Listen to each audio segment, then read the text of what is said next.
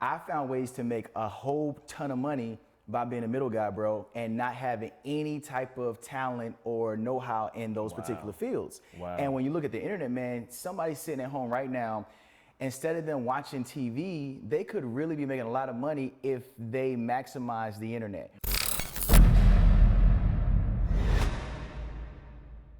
What's up, guys? How y'all doing, man? Thank you for being a part of my channel.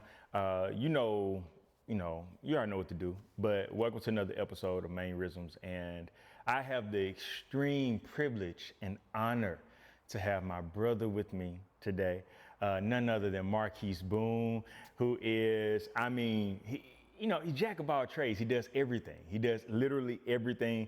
He's a business owner. He oversees churches. He just does it all. And I think it's important for us to have a dialogue about Black men in business, and also doing more than what people may, kind of put us in the box of doing.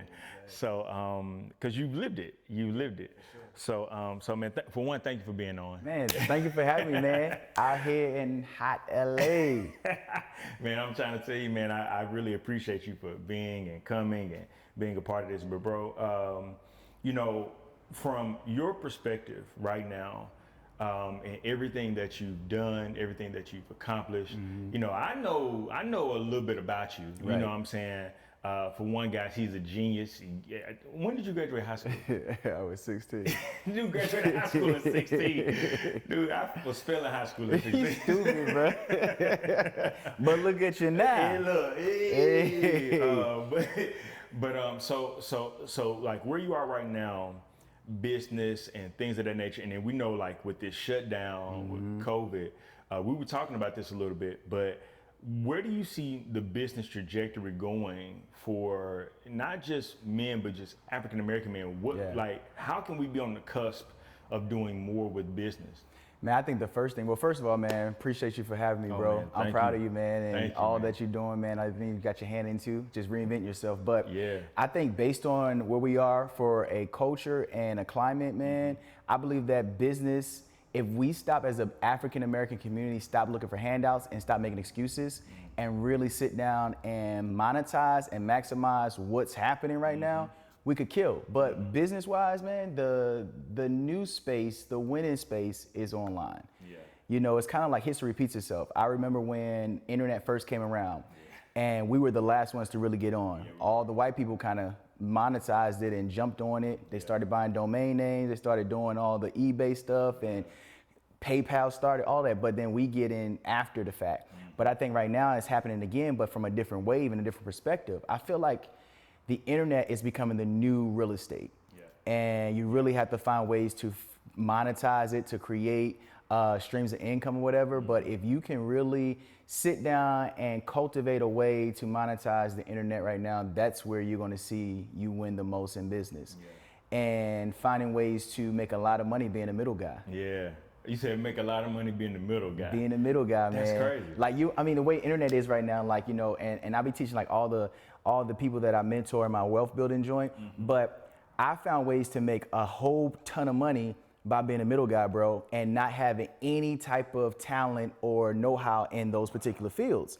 And when you look at the internet, man, somebody sitting at home right now, instead of them watching TV, they could really be making a lot of money if they maximize the internet. For example, you could start, let's say, a graphic design firm where you designing flyers for people, doing graphic art for people online, their Instagram, or helping them with their branding. And you ain't got to know how to work Premiere. You ain't got to know how to work Photoshop. You ain't got to know how to work Final Cut Pro. None of that kind of stuff. You can literally start a company, man, and say, hey, this is what we do, and you can outsource everything online. You can go to Fiverr. You can pay somebody $50 and you charging your client $150.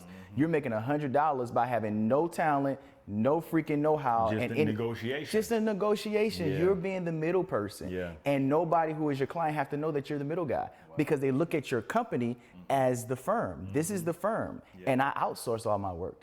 That's just one little surface thing that you can do online and make a killing. So if I'm making $100 in revenue off of every client, and I'm literally only outsourcing $50 per freaking client, and I'm charging my client $150, I pocket $100, and all I did was send emails. Yeah. That's crazy. So you put the time in just to send the emails, to do the work, to do the negotiation and the talk. That's it. And then work from there. I get all the information from you. What are you looking for? What you trying to get done? Yeah. I take that, communicate it to my outsource, my person. They create it. I send it to you, get your approval. We do our revisions back and forth, and then you got a finished product. And you are under the impression that my firm did it, or Bingo. I did it. Bingo. That's the middle guy. Yeah. I made a whole bunch of money, man, in real estate being a middleman. I found people who wanted to buy real estate, who wanted to invest, who wanted to sell property. I took them to the big guy. The big guy cut me a check for just delivering a product or a person to him. So it's so many ways now to win, man, on the internet. By creating companies, man. You can have 4, 5, 6 different type of companies online. Don't have to have an office building.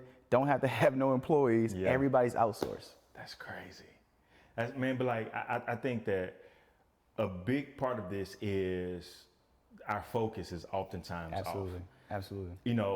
How important, man, because, we talk to each other, we are in communication, we hold each other accountable to the stuff we're doing, even when, through my transition, I'm so afraid and, all of that stuff. So, how important is it, man, to be focused and then have people in your corner that supports your focus and not try to pull you away from your, like what it is that you are to be achieving? Yeah, man, I look at it like a car. Your car can only give you so much horsepower based on the size of the engine. So if I really want to go fast and I really want to go somewhere, I need to be around people who have that type of horsepower.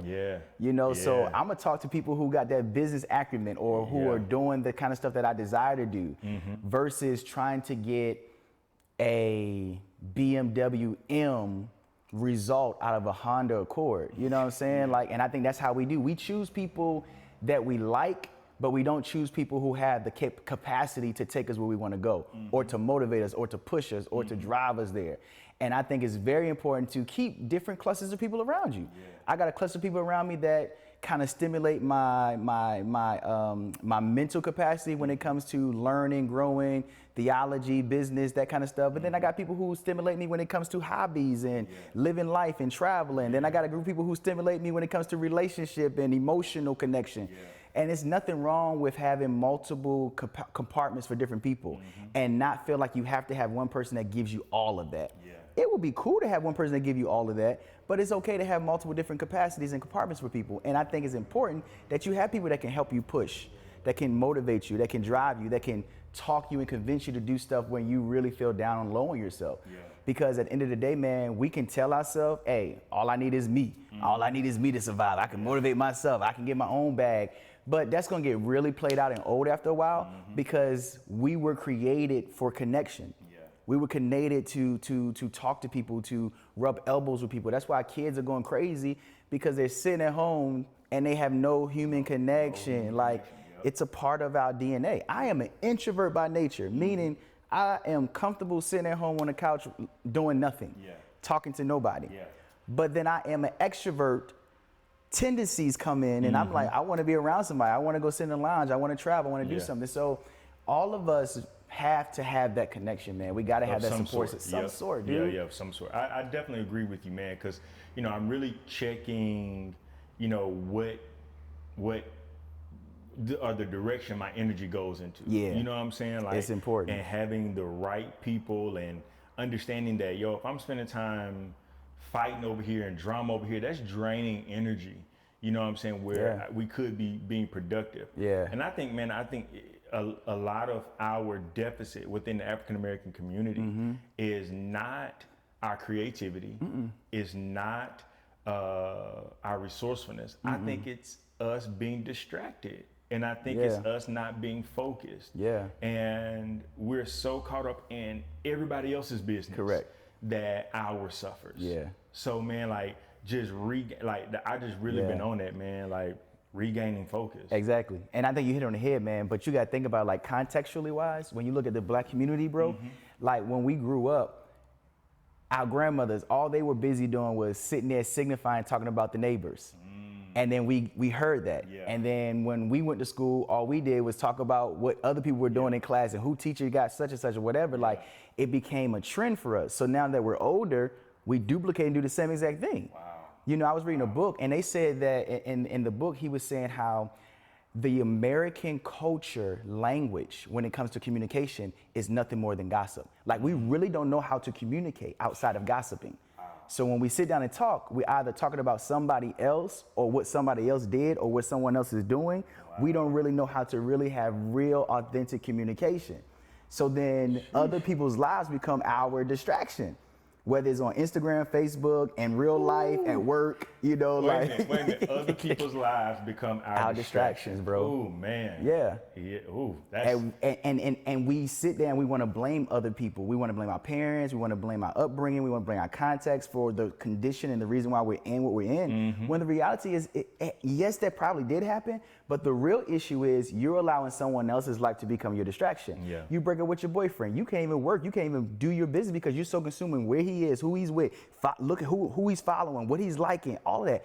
Their life had become your distraction. Mm-hmm. Or you have that coworker that you know you don't like, you think they don't like you, and so you're so distracted by them not liking you that you're not on your game at work, and you're showing up late and you're not getting productive and you're not doing your work. Like, other people's lives have become our distraction. Man, that's so true. Because I'm seeing the pattern. Like, yes, like sir. Now looking, it's almost like I'm looking on the outside looking in now. Yeah. Where I'm like, man, we could really accomplish a lot of stuff if we honed in and focused on ourselves. For sure, bro. And focused on the ideas that we have. And I can't tell you how many people, you know, so within your wealth building mentorship stuff, yep. and then in my life mentorship stuff, yep. I'm talking to people and I'm like, you know, like they're like, oh, well, I'm just so drained. And I look at, and I start to break down their day, and I break down even my own day. And I'm like, how much time did I apply to work, and how much time did I apply to other people's stuff? Absolutely. And I'm finding that I'm putting more time in other people's stuff, other people's issues, correct. Other people's problems. Yeah. That now they have made their problem an emergency in my life. And we've taken that responsibility and made it an emergency for us too. Bingo. Bingo. So it was like, oh, I'm just gonna take it on, you know, how can I right. help? And it's just like, yo, like, no, that's, you know, and really when I look at my bank account, you know, I'm like, I start getting mad. Like, cause I'm like, I only got this, but I'm super tired. Yeah. Where is the benefit? Where is the, absolutely, you know what I'm saying? Where's the reward for that work? But I'm realizing I ain't doing as much work as I think I am. Facts. And we're doing work, we're just doing work that doesn't have any type of compensation. And we are we're spending emotions, we're spending time, we're spending emotional frustration, like, and so then at the end of the day, when we go and lay down, there's no check for that. Yeah. There's no type of resource pouring back into us for the amount that we've exerted that entire day. Yeah. And I think, you know, because I've been in that same place, AD, and I think for me, when I looked internally within myself, I realized that it was something in me that needed to be needed. Yeah. And then once I admitted that that was a need for me, I had to learn how to not to be needed by somebody. Wow. And when I cut that off, bro, my entire trajectory of my life focused. Like, I put up a post, bro, not too long ago, and it kind of goes what you're talking about. And I said, you know, so many people look at me and be like, man, you're so successful, you're this, or that. But when I first started in business, whether it was graduating early, whether it was starting these companies and all that kind of stuff, my initial focus and goal was not to become a millionaire. It was not to become successful. My initial start, bro, was to garner. I said to myself, if I could do something noteworthy, something powerful, something amazing, then I could get the attention of my real father. So I started all this stuff with the end goal, it will attract him. Wow. Wow. So I was like, man, I'm gonna graduate early. I'm gonna do high school in 2.5 years, because if I do that, he really gonna show up and be in my life. Yeah. Then it didn't happen. Yeah. Then I went to the next thing. I'm gonna start this business. I'm gonna start doing real estate. I'm gonna start doing this, and it's gonna get his attention. And it didn't happen. And in the process of me doing all these things, it got another man's attention, and it was called success. So what I was expecting my dad to give me, success started giving me. Success started giving me attention. Success started giving me money. Success started giving me opportunities. Success started giving me all this stuff. And I didn't even know it was success until I asked it its name. Wow. That's crazy. So when you said you stop, because this thing is blessing me. I'm as you're talking, I'm realizing I did some of the same stuff. Like, you know, I realize, man, like that I at times I'm so hard on myself. Of course, we all are. And I'm like, I'm so messed up. Yeah. I'm so flawed. Yeah. I'm got so many issues.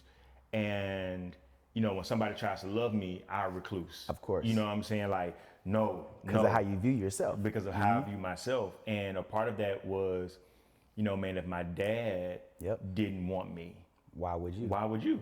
You don't want me. You don't even, it's no possible way you could want me. Yep. That, you know what I'm saying? It created that thing in me. Man. It becomes your context. Yeah. And all of us, bro, especially as black men, we are led by our context. Our context starts with our upbringing, how we were raised, the things that were imposed on us. Like, one of the things that really like changed my entire life is when I started reading this book called The Four Agreements. And he started telling us how we had to break every agreement that other people imposed on us. And when you look at our lives, bro, everything we do in our adulthood stems from something in the context of our childhood. Yeah. So when someone tries to love you, you immediately push back, whether you even know you're doing it or not. Sometimes it's just yeah, exactly. You just do like it. If I jump at you, your natural reaction is to either flinch or do something to protect yourself, and that's what we do on an emotional side too when someone's trying to connect to us. Yeah. Because of our context. Wow, because of the context. Yeah. And that's so true. And but I'm finding how, you know, and how have you found this within your businesses? How important is it for you as a man to be at a certain space mentally, emotionally, for your businesses to thrive? Like, because there are certain days you wake up, you just don't want to do it. Absolutely. Certain days you don't want to help everybody. Certain days you don't want to do the work. It's certain days you don't want to encourage or preach or whatever. So, you know, how important or how much time are you putting into yourself as it pertains to like you just becoming, you know, at a place of emotional stability and stuff like that? How much time are you putting into that? In the beginning, bro, I got to be honest. I wasn't putting nothing in there. Nothing into me. Everything was an external projection, whether it was trying to get the attention of my father, whether it was trying to impress people, whether it was trying to deflect on the areas of myself that I was not happy with. Like, I was overweight majority of my life. So I definitely wasn't thinking about my own health or my own self. Like, people were in love with my gift and what I could do, but they wasn't in love with me or my health. So in the beginning, I didn't do none of that, man. So probably maybe 10, 15 years into being successful and having these business stuff like that, then I started putting me first. So then I started creating different things that could keep me in a mental capacity that was making me able to function and continue to produce. So every week I was getting massages. Every week I was doing hour stretches with a professional stretcher. Like, I didn't even know that it was that much in your body to stretch for an hour until I started doing it, bro. Like, you know, you learn, you get ready to work out, you know, just do this and hold on and do that. Like, that's it. Dude, the first time I was introduced to professional stretching by a professional stretcher, I didn't realize that much in your body needed to be stretched. And when I started learning that, and he started to teach me all of the benefits of professional stretching and how it brings not just endorphins to your life, but longevity for how your motion and your thinking capacity. Like, I started doing hour stretches every week with this person. And he was teaching me how to keep my muscles healthy, how to keep my mental capacity. And then I started taking time off and saying, hey, every quarter I'm going somewhere for a week. And no excuse, no apology. If I'm gone, I'm gone. If something needs me and I'm not there, I'm not there. Versus the old me feeling guilty, responsible. I have to be here. If I don't be here, then it's not gonna work. And then in all of that, taking care of me becoming the first business. If I take care of myself as the first business, then everything else will flourish. And then forming teams around me that can handle stuff when I don't want to handle it. That's the big part. That's the big part. I was able to retire at 34 because my team is still working, and I don't have to be there. I don't have to be there for staff meetings. I don't have to be there for planning meetings. I don't have to be there.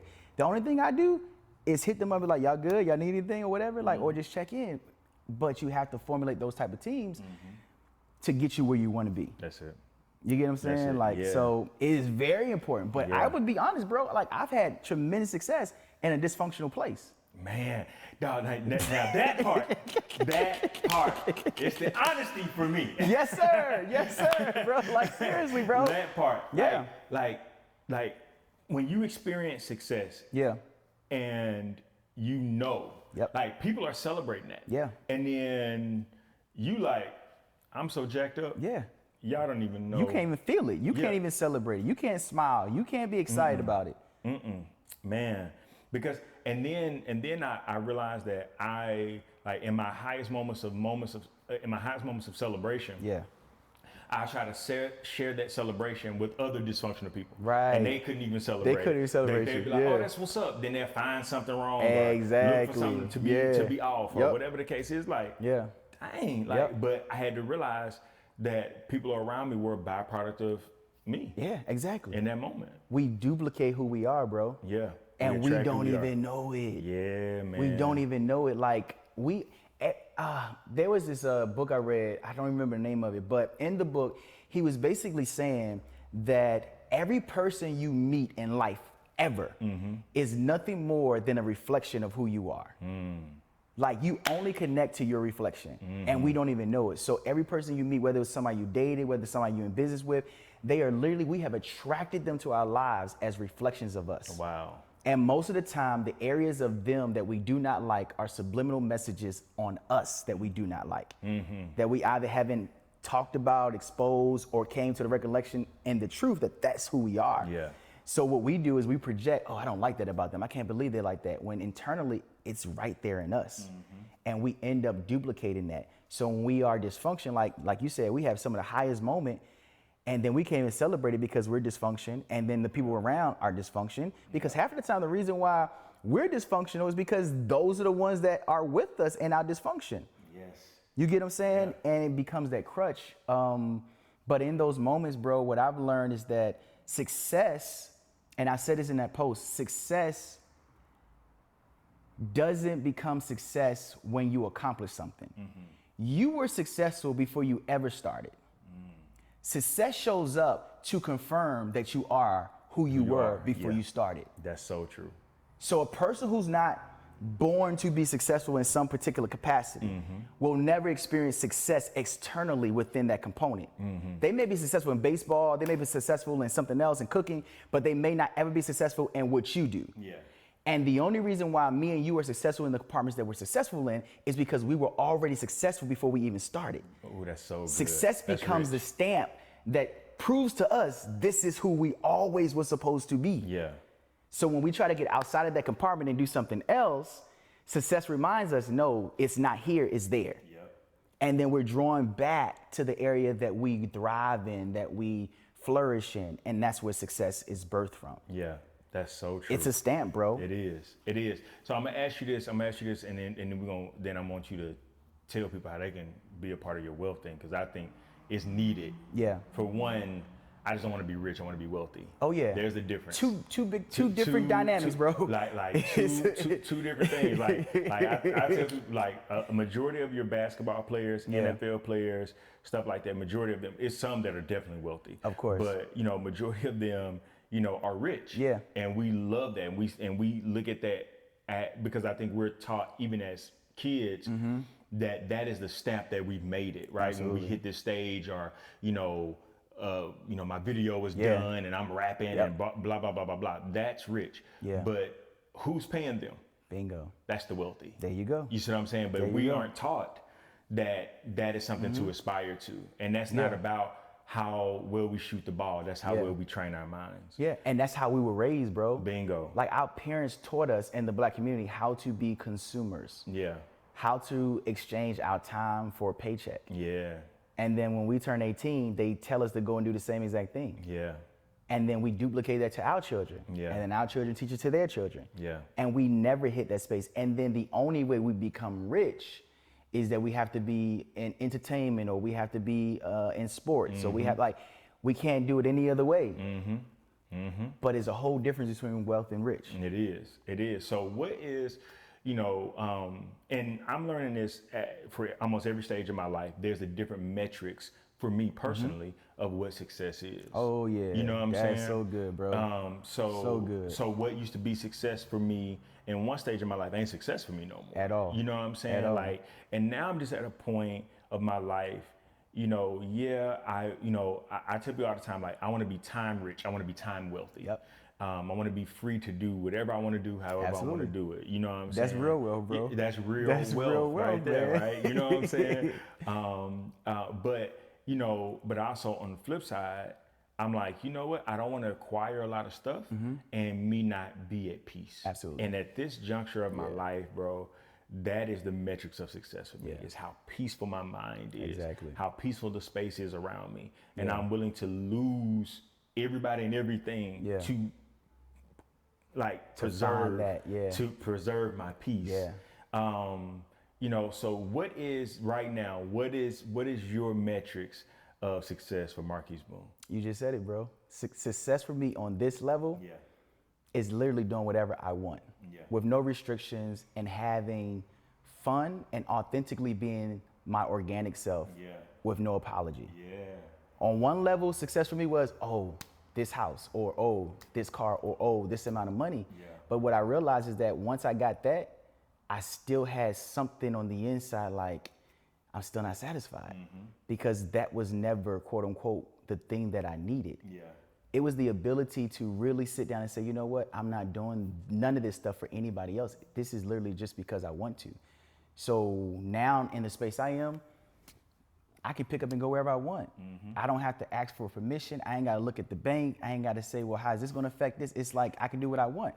Like just from being here, like this is my 4th city in 7 days. Wow. So I went from Atlanta to Chicago, from Chicago to New York, from New York to LA, and then I'm going from LA straight to Gainesville, Florida. Like, and that's just in the freedom that I have and whatever. Like, I can pick up the phone and be like, well, they ain't got no direct flight, so I'm gonna call the private. Like, it's just a freedom in that. And I find peace, my true authentic peace comes in my travels.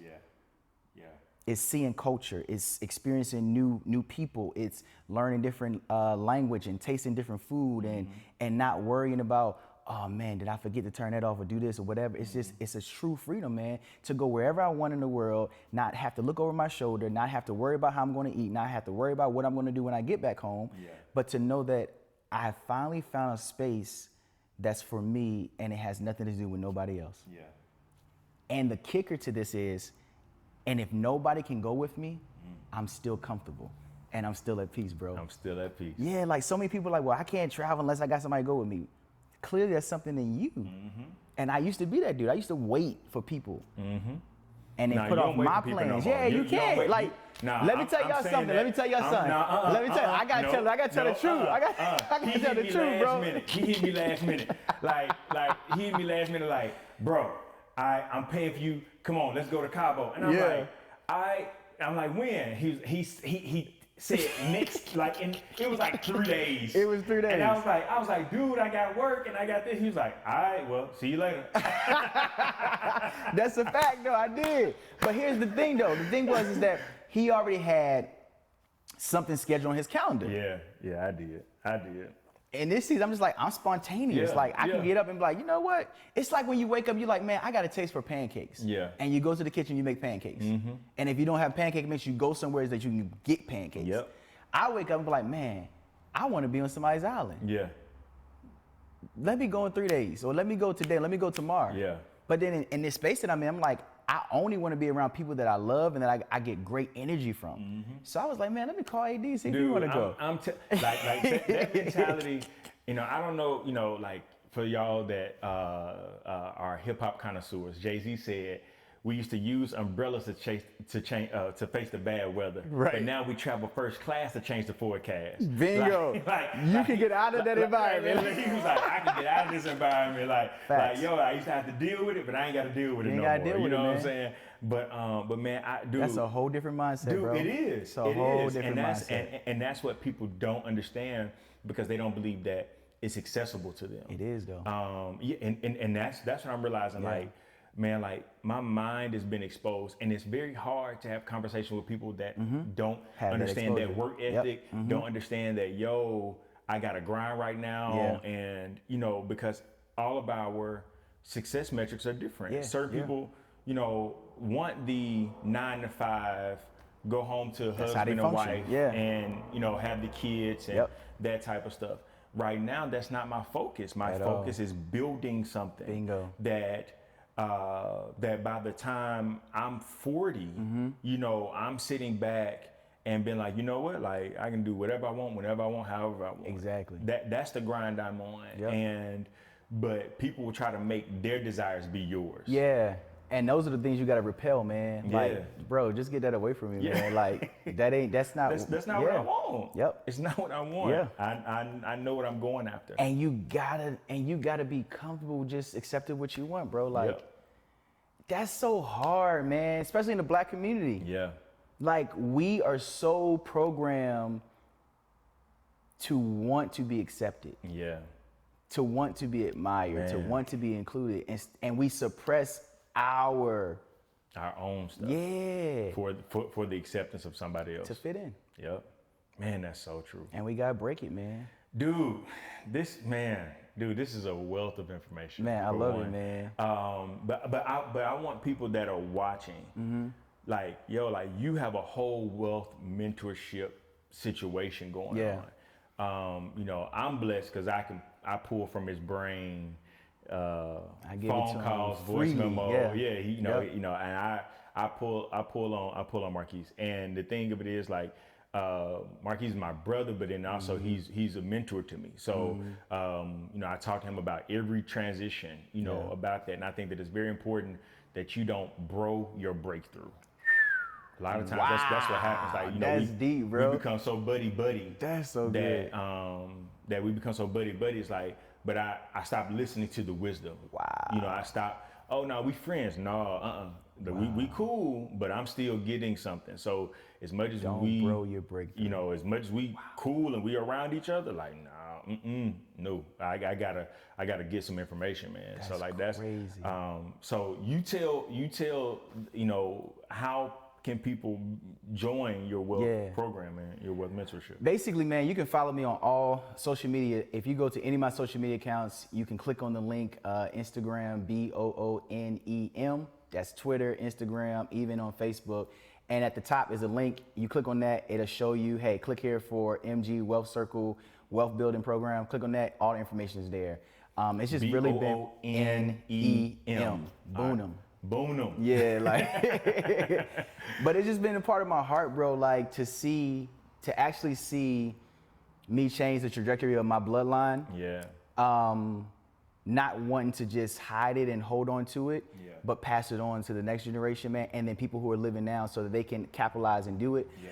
Because the difference between us as Black men and our white counterparts when it comes to wealth, bro, it has not been education, because we got degrees just like they got degrees. Yeah. It's not two-parent households, because just as many of us come from broken households, just as many they come from broken households. Yep. It's not, they're smarter than us, because we're smart. I mean, some of the best inventions came from the minds of Black people. Yes. So when you really sit down and look at it, man, the difference between us and them has always been about inheritance. Their parents leave something for them. Wow. They start with something. So good. We start with nothing. Yeah. When we graduate, we get out of our parents' house, we don't leave with a trust. Yeah.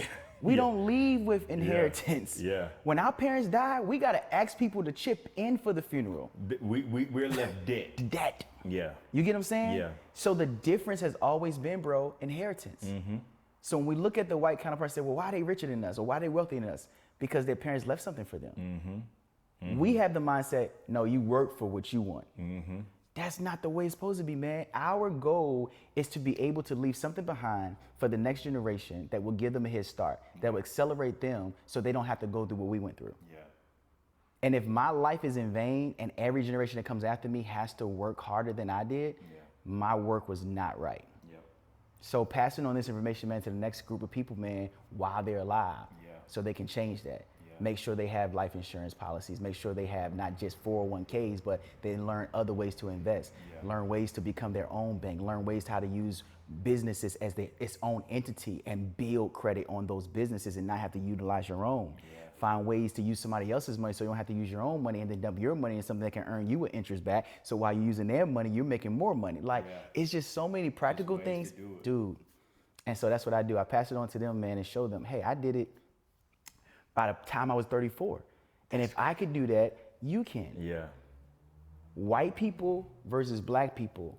Black people, we play hard while we're young, and then we work hard when we're older. The white culture works hard while they're young, and then they play hard when they're older. And that's what I did. So from 16, bro, all the way up to my 30s, man, all I did was work. Yeah. I was a late bloomer, bro. I didn't go to parties. I didn't go this. I didn't do that. Like, but now, I'm doing whatever I want. Like, You live. I'm a little more smarter now. I'm a little more maturity, because I can only imagine what I would have done and been in if I was doing all that stuff when I was younger. Yeah. But now I know. I'm like, okay, and then I got enough money to get myself out of anything if I get into anything. Yeah. You get what I'm saying? Yeah. So it's just a different mentality, bro. Yeah. Work hard young, make all the money you can when you're younger, build that wealth. When you get older, you got more years to just have the most fun you want. Bingo. I don't know why people feel like, you know, oh, when I reach 50, I'm dead. Like, what are you talking like, about? What? Like, 50 is the new 30 now.